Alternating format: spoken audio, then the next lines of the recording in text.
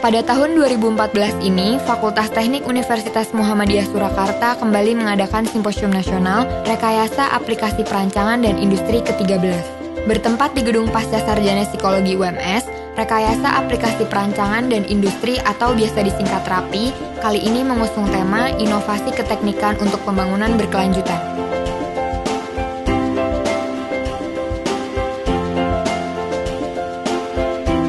Tema ini diambil mengingat pada saat ini Indonesia sedang menerapkan pembangunan berkelanjutan ke berbagai bidang dan lokasi. Namun, saat ini kondisi yang didapatkan tidak sesuai. Kecepatan pembangunan berkelanjutan rupanya disinyalir telah kalah cepat dengan kondisi global yang sedang membusuk. Oleh karena itu, melalui acara ini diharapkan para akademisi, praktisi, dan birokrasi di Indonesia dapat memberikan ide, gagasan maupun temuan teori dan penerapan pembangunan berkelanjutan, baik terkait rekayasa pada sektor sosial, ekonomi maupun lingkungan, baik skala mikro, meso, maupun makro terhadap pembangunan berkelanjutan di Indonesia.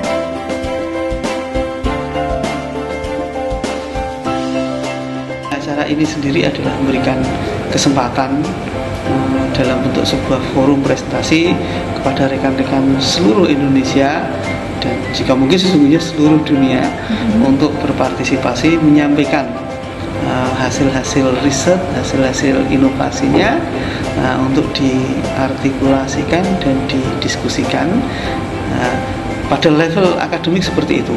Kemudian mudah-mudahan kita berharap ada gagasan-gagasan inovatif yang harapannya nanti itu bisa dimanfaatkan oleh pihak lain dalam bentuk follow up atau tindak lanjut ke hal yang lebih praktis.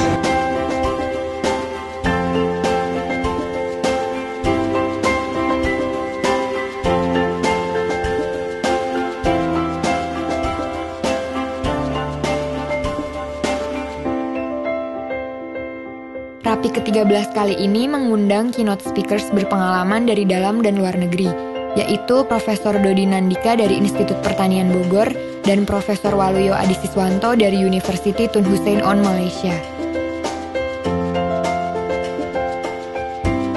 Dalam pemaparannya, Profesor Dodi Nandika menjelaskan, penyebab utama perubahan iklim pemanasan global paling besar berasal dari bangunan gedung yang menyumbang 24% gas emisi. Bahwa ternyata bangunan gedung itu menyumbang 20% emisi gas rumah kaca ke atmosfer. Jadi 1/5 lebih daripada gas rumah kaca itu dari bangunan. Karena itu maka dunia berbagai negara sudah sepakat terus mendorong dibangunnya green building, yaitu suatu spirit, suatu konsep, satu paradigma di mana gedung itu mengandung 3 hal. Pertama, dia menggunakan energi dan bahan yang sustainable, yang ramah lingkungan. Dan yang kedua adalah bagaimana bisa mengurangi dampak daripada pengolahan gedung kita terhadap lingkungan. Dan ketiga adalah bagaimana agar gedung kita lebih sehat dan nyaman. Itu penting, tiga-tiga itu. Nah, itu semua saya kira sangat bisa dimodifikasi, diimprove, diperbaiki kalau kita semua sepakat bahwa ini adalah manfaatnya bagi umat manusia.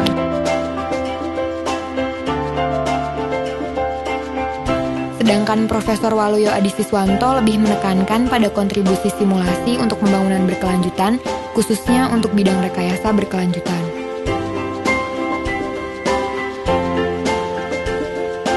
Mengenai kontribusi simulation untuk sustainable development, khususnya untuk bidang engineering sustainable development. Karena untuk engineering sustainable development itu salah satunya adalah perlu mengurangkan resources seminim mungkin. Sehingga untuk mengurangkan itu kita perlu menambah cara-cara dengan metode simulasi. Karena dengan simulasi kita bisa mengurangkan resources material, juga resources yang lain, sehingga sesuai dengan konsep engineering sustainable development untuk mempertahankan resource untuk masa datang. Mencoba untuk melihat open source, kemungkinan open source untuk pemanfaatan sebagai komitmen kita kepada engineering sustainable development.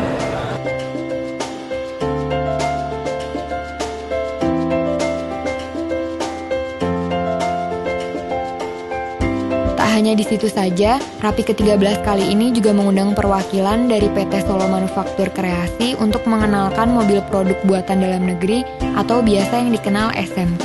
Pada kesempatan kali ini, Budi Mantono selaku Direktur Teknik PT Solo Manufaktur Kreasi menekankan perlunya kita warga Indonesia mencintai produk-produk buatan lokal yang tak kalah dengan produk-produk buatan luar negeri. Ya, terus terang begini. Saat ini kondisi Indonesia itu kalau dari sisi SDM-nya memang manusianya ini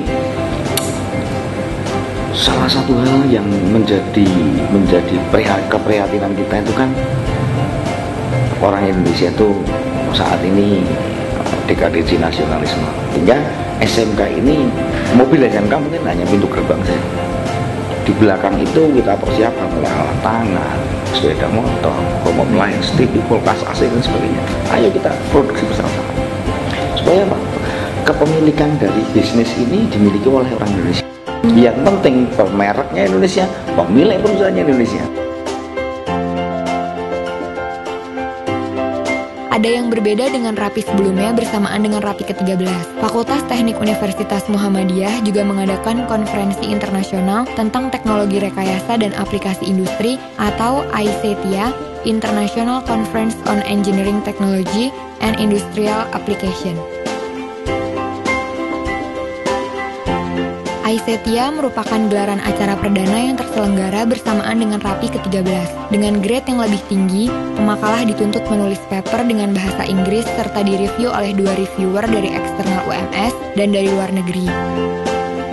Makalah-makalah ini disampaikan meliputi 6 bidang di Fakultas Teknik yang disesuaikan dengan tema acara kali ini. Teknik arsitek, kota yang berkelanjutan, bangunan hemat energi, arsitektur hijau, serta preservasi dan konservasi kawasan.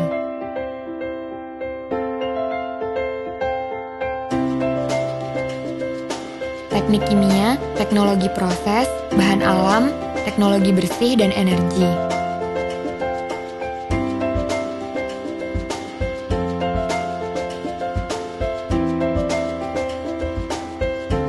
Teknik sipil, struktur, transportasi, keairan, geoteknik dan manajemen konstruksi.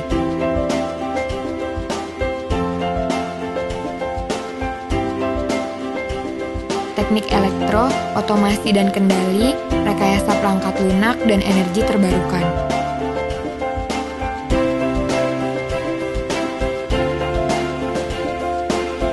Teknik industri, optimasi sistem industri, desain produk, dan peningkatan daya saing produk.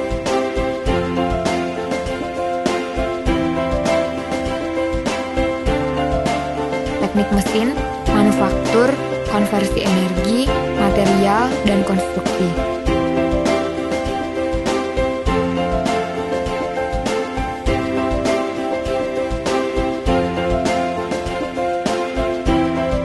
Dengan mengusung tema yang sama, diharapkan peserta memiliki kesempatan untuk membahas mengenai berbagai inovasi yang luas di bidang teknik dan teknologi.